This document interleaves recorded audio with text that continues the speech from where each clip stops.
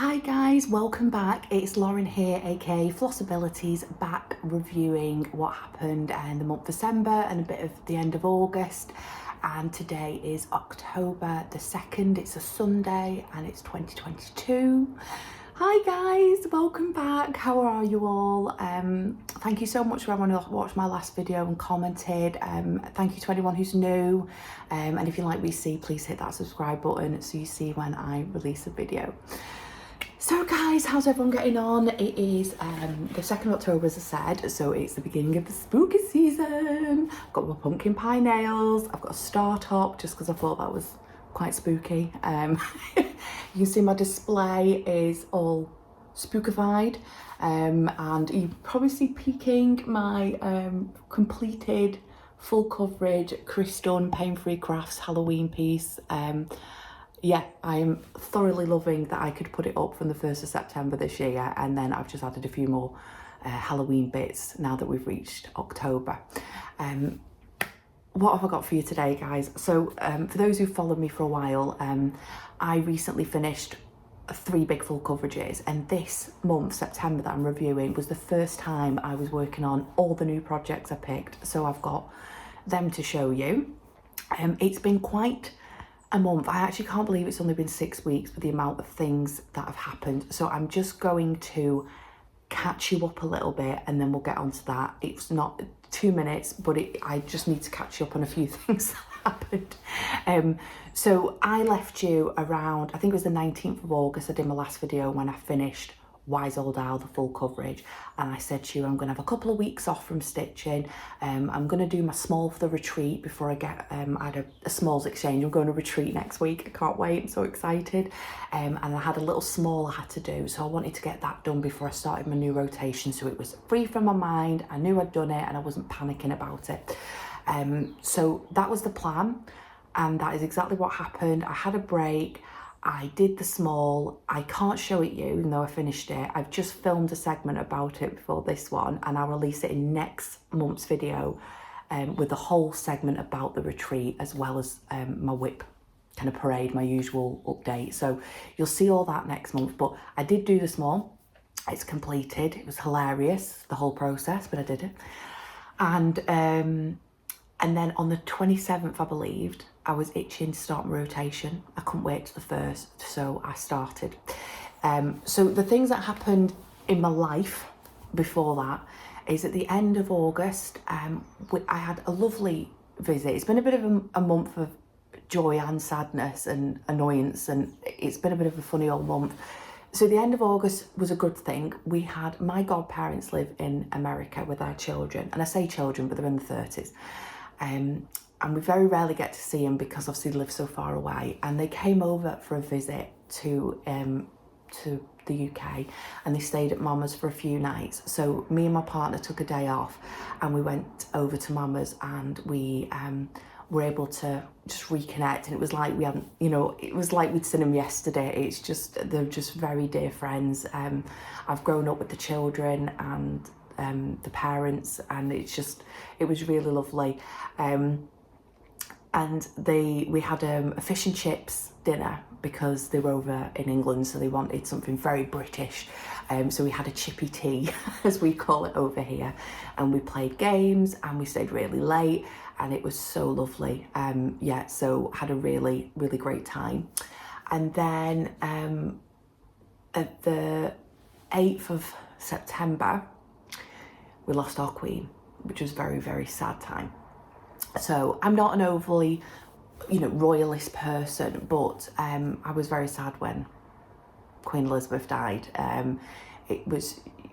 She's so humorous, and she's been the face kind of our country for so long, and such a dutiful person, and yeah, and she's a grandma, you know, and it was very sad. So the country went into national mourning, as you probably know. So yeah, it did affect my stitching for a couple of days. I was a bit down about that. So that happened, and then the following week it was my brother's 30th, which was a nice thing, you know, it was a joyous time, and went out for dinner on the actual day to mark the occasion, and then we had a little family party on the Saturday, as it was such a big birthday, so that was lovely. And then for those who follow me on Instagram already know, with all this mingling, because you know, we're all open now, we're trying to get used to it. I caught COVID for the first time. And boy, did I catch COVID. I feel like every other video I'm telling you how ill I've been, but I was ill for 2 weeks. Never have I woke up from a 10-hour sleep, made a cup of tea and needed a nap. That's how fatigued I was. It was really, really bad. But I got through it, I'm finally negative, just in time for the retreat happening next week. Oh my goodness, I would have been absolutely devastated if that had jeopardised that. But yeah, I've been really poorly, so it has affected a little bit of my stitching and how much I got done. And I will, now that you're aware of what happened, I will update you as where that affected it in my stitching. So that's us all caught up. The final thing, I'm going to be mentioning different Flosstubers throughout when I'm stitching, but the Flosstuber of the month I want to mention is Melanie Watkins, the Soulful Stitcher. Melanie is the brainchild of the Year of Whips, and she's posted really, and I think she's just done a Flosstube as well, which has come out to me today or yesterday to her maybe, obviously, she's in the States. And she's, I think, I've not been able to watch the whole video yet, but my basic understanding is that she's like gone right back to basics with this Year of Whips. And it's basically a lot more basic now. You don't need as many whips to qualify. I don't know if basically my whips would, but I'm going to check all that out. But Melanie's such a hard worker. She works full time like me. So, you know, her passion is stitching, but just like me, sometimes, you know, you're so tired after work. So she does a Flosstube as often as she can, but she's the brainchild of Year of Whips 23, and I love watching Melanie. So if I can try and participate next year, I will. And I'm going to put the link to her YouTube channel where she will give you all the info about it. But if you've ever thought about participating but were concerned maybe you didn't have enough whips, things like that, I would highly recommend going and reviewing her channel to learn more about what it's going to entail next year, because it might be different. And also just generally to go watch Melanie, because she's brilliant, and she has some beautiful projects, beautiful fabrics. So yeah, go check out Melanie and the Soulful Stitcher, and she's also got a Facebook group which I'll have more details I think about the Year of Whips as well. Fabulous. Right, cross stitch, let's get on to it. So to decide the order, I'm going to show you in the order I stitched it. I did the Tiny Decisions app, just span the wheel and let it pick for me out my 6 projects which one I was going to start first. So I finished my small, I was all raring to go. It was 27th of August and I was like, I'm not going to wait till tomorrow, I want to start my new project tonight, I want to start it. So I spun the wheel, bearing in mind I've just come off years of doing full coverage, and what did it pick? That's right, it picked Barging Through, the new full coverage. It was fine, it was fine. Let me just have a quick cuppa. Thank you, before I get going. So this is what Barging Through will look like when it's finished. It's a pain-free crafts chart. Artist is Chris Dunn, and I'm stitching this on 25 count easy guide. So I kind of did myself a bit of injustice starting on the 27th because I'd had a full day making objects, so I was a little bit tired, but I was just so keen. So I kind of did myself out a bit of stitching time because I counted the start of the 7 days that I'm given on this project from that day. So I did, let me show you, I started in the top left-hand corner really, yeah.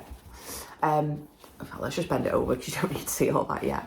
I've just given myself some extra room for the thing. That's what this is here for the key snap. So hopefully you can see this because it's very light.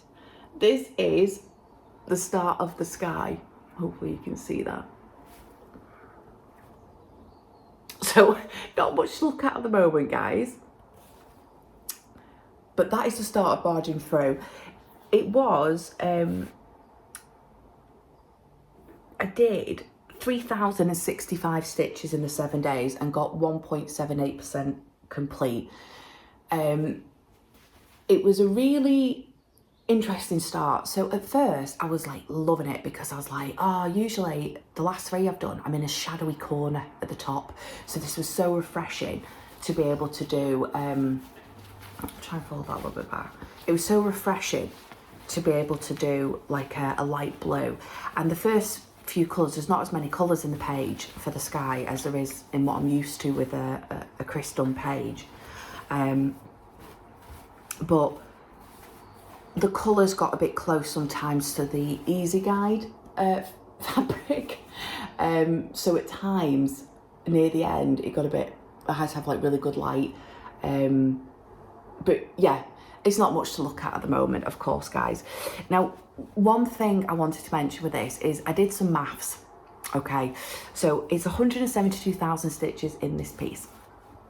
And I only did 3,065, but a page finish is 3,500, I think, 3,500, and that's kind of my goal. Now, I'm letting myself off that I didn't do it this month because I'd started the rotation on a kind of daft night, really. I should have given it the next full day. I think it was a weekend as well, and I could have, you know, anyway.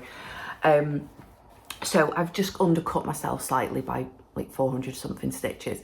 But I was doing the maths that if I was to carry on the trend of just doing 3,500 stitches, you know, divided by the 172,000, I worked out that I'd finish it in 4 and something years. And I was like, that's not happening. I've got too many of these to do. I'm not spending 4 years on this because I'm only working on it 7 days a week.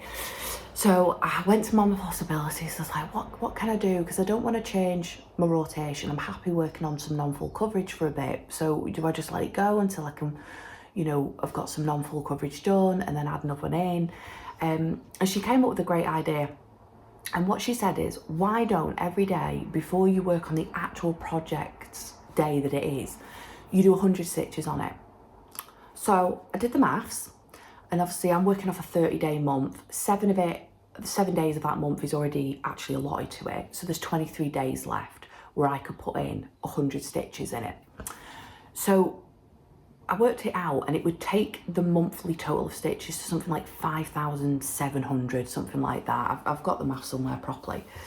I divided that figure by 172,000 and it jumped down to being done in 2.5 years, which was much more appropriate.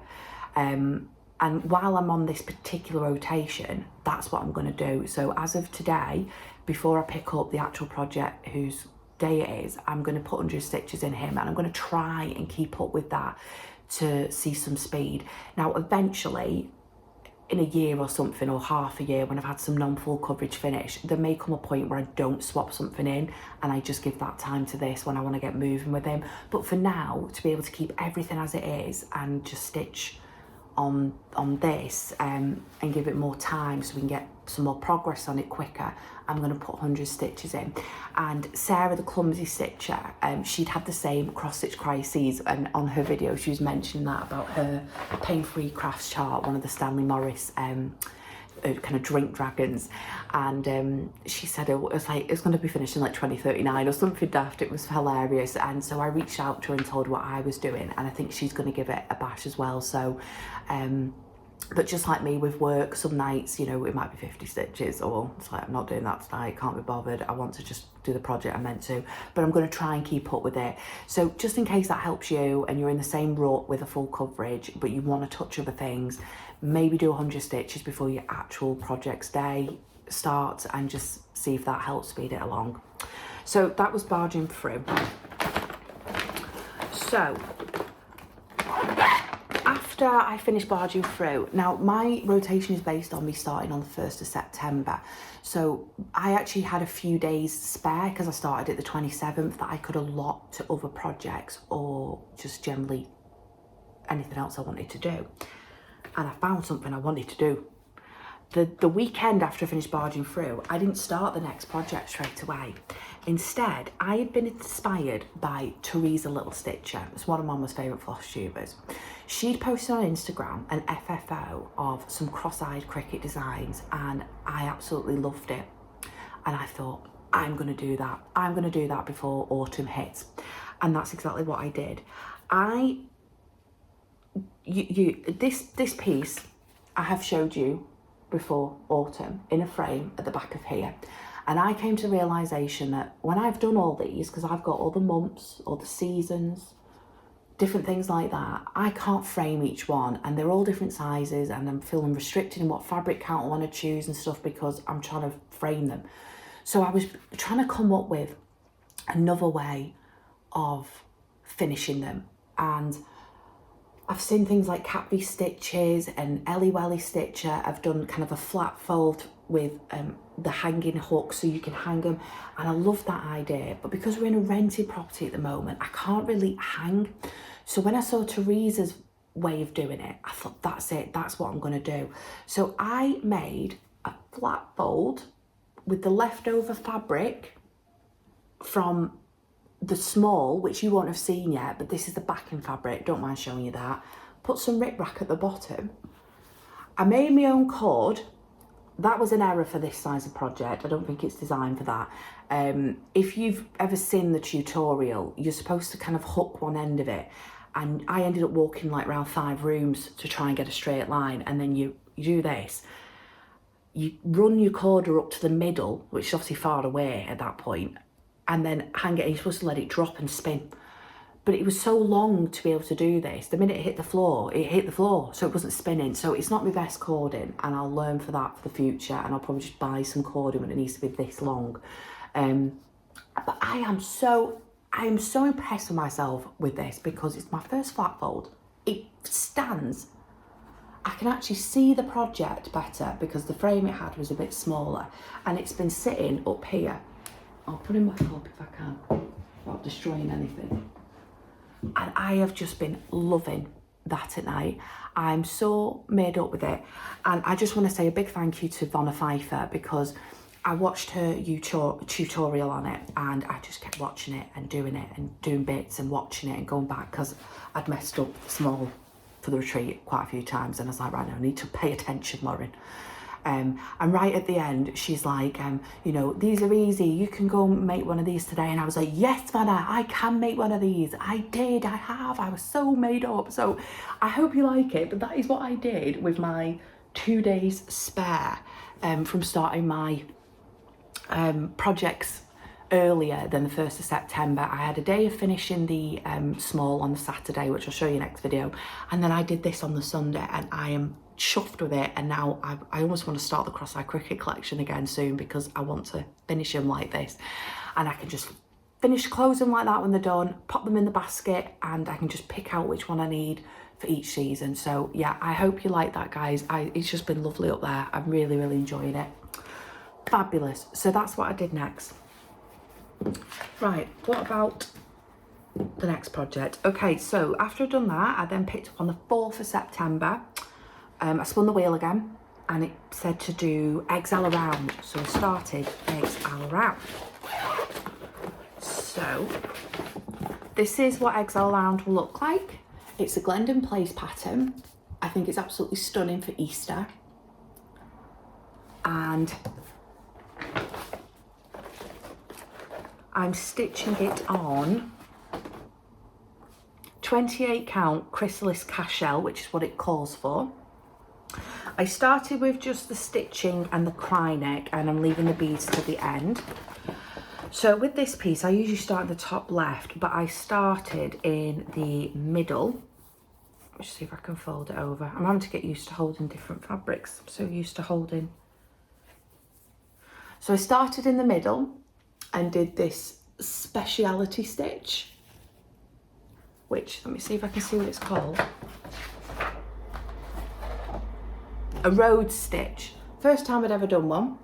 Absolutely loved it. And then I came out, and there is 8 baby eggs around the road stitch. And they're the 3 that I got done so far. And I absolutely loved it. Now my goal, when I started stitching it, and it was stitching up quite quickly at the time, I thought I could definitely do 4 eggs here and then get the other 4 done. And I've done the whole baby eggs around this piece in 2 rotations. And then the queen passed. The queen passed on the 8th, and I wasn't in the mood to stitch, and neither on the 9th. So I ended up just leaving it at 2.5 eggs and the road stitch. So my goal next time is try and catch up with it, get this egg finished. You can see the cry neck in there, hopefully. There's cry neck in this one, that's the bronze. So I'm going to try and finish this one and then do the other one and then do the 4 I would naturally do and just try and catch up a bit with that. But yeah, absolutely loving it. This fabric's lovely colour. Sorry it's a bit creased, it's been in the bag. But I think this is going to look absolutely stunning when it's finished. So that was called, and that was one of the things where an event of the month had affected it.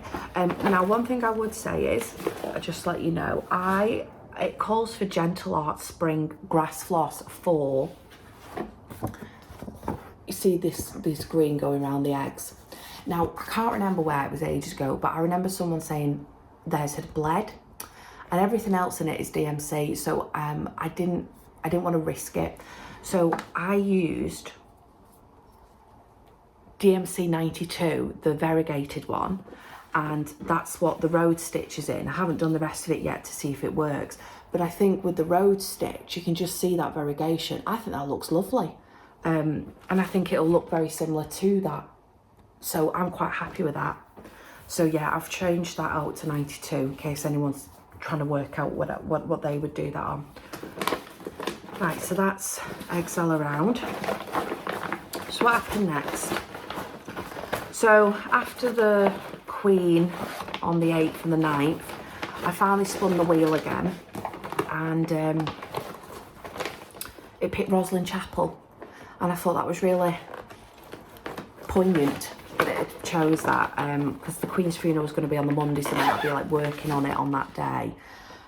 So I picked Rosalind Chapel up, and I just want to thank Magnolia Nana for introducing me to this pattern ages ago on her channel, and I went and bought it for my partner who loved it and has a special meaning for him, so I'm doing it for him. So this is Rosalind Chapel, what it'll look like when it's finished. And let me see where I got up to. So I finally put all my flosses on the card it comes with. There's not loads, it's a nice simple one, this one. So I worked on this 10th of September. It's worked on 14 count Ada, it's the kit fabric. And this is where I got up to. I managed to do the whole of the chapel, completely filled it in, the stars above it and the cross. And I really love this stained glass window effect. It's just different colours of X's to create a stained glass window effect. I think at this point, I'm trying to remember, towards the end, I had COVID at this point. So I worked on and off it, and there were some days during the COVID where I could not stitch at all. So I think I worked on it till the 19th, but most of them days I wasn't stitching. So I'd now like eaten all my spare days and even eaten some of the days I actually needed to stitch. So this is where things start to kind of change a bit. But I managed to get that finished in the time I was off, poorly. And yeah, I that's kind of like probably quite a large part of the stitching. So I think I'm going to do this little kind of pathway next and go down here, and we'll see how long it takes. But yeah, I was really impressed with that. I thought, it took me a while because of the COVID, but I thought that's not too bad for a stitching session, and that's probably the biggest part of it. I'm sorry about the creases, guys. It's terrible. Yeah, that's Rosalind Chapel. The company that makes that is in essence the gift shop that sell it, and it's a company called Cobweb Designs that did it for them, if you want to check it out. Sorry, I'm putting back as I go, otherwise it'll be a crazy mess. So what happened next? Okay, so then on the 20th of September, I spun the wheel again, and it told me to start the Abbey Rose Designs Primitive Merry Christmas Pillow. Sorry, I keep looking down, I've got notes. This is the pattern that lovely Crafting Kirsty on Facebook, no, sorry, on Flosstube, lent to me. So when I finish, I'll be returning this to her. This is what it'll look like when it's finished. I love this. I'm stitching this on the called for Brash Belfast linen, Picture This Plus, 32 count. And this only got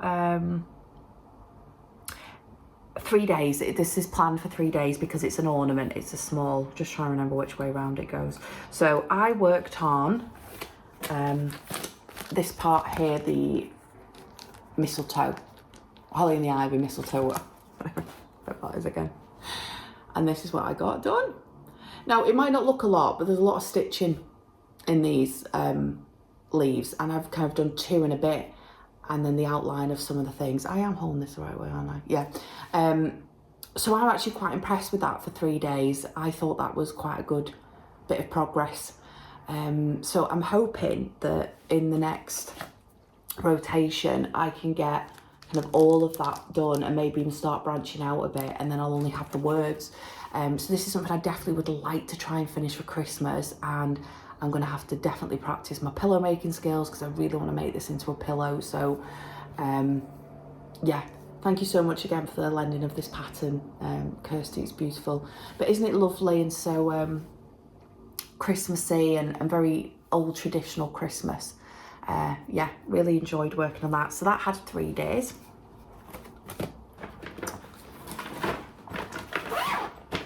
And then finally,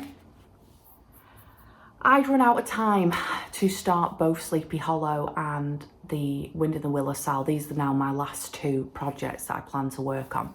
And this was all because of COVID. So I made a conscious decision to just start Sleepy Hollow because I really wanted to, for a start. And secondly, the Wind in the Willow Sal's already a whip, whereas all the others were new starts. So I thought if I just get them all going, then next month I can just make sure they're all touched. And what's funny is I already spun the wheel because yesterday was the first, and the Wind in the Willow Sal was what's picked. So it knew I hadn't worked on it. It was really strange. Right. Where's that project? Sleepy Hollow. So this is, I loved working on this. I had such fun. It's the Cricket Collection, Sleepy Hollow. And I'm doing mine on Haunted Belfast linen, 32 count. I decided to start with the steeple, this bit here. There's a lot of stitching in these, a bit more than you think. And I remember Kirsty saying that when I was watching her do it, but I just went off like a rocket. So this got worked on until yesterday, Friday the 30th, and I started it on Saturday the 24th. So it got 7 days instead of 5, and that's because I consciously decided, instead of giving both the Wind in the Willow Sal and this a tiny amount, I'll just get this going, and then next month we're back to normal and hopefully done with COVID again. So this is where I got up to.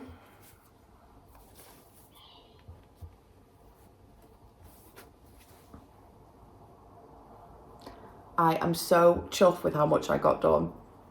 So I used the pewter variegated floss that it calls for to create this effect in the house, like stonework, which is really fun. And it tells you have to work it in rectangles in order to do it, and it worked. It was so fun. I've already done, there's only back stitching on the windows, so I've already done that. The road underneath is complete. And then I've started filling in the roof. Now, I've already spun the wheel to work out what I'll be doing at the retreat, which is next Saturday the 8th. And this is what came up. And I actually think it's perfect, what it's chosen, because 1, it's an autumn retreat, and this is very autumn Halloween-y. 2, I've got my outline already done, so I can literally just sit and fill this in. And it's still a good amount of stitching. There's, where's it gone? Gravestones underneath to do, which are block. So I think for the amount of chatting and shopping I'm going to do, I don't think I'll need that much stitching, to be honest. The amount of whip bags I've seen Lizzie Little Loops create and all this, I'm like, oh my God, I'm going to get bankrupted.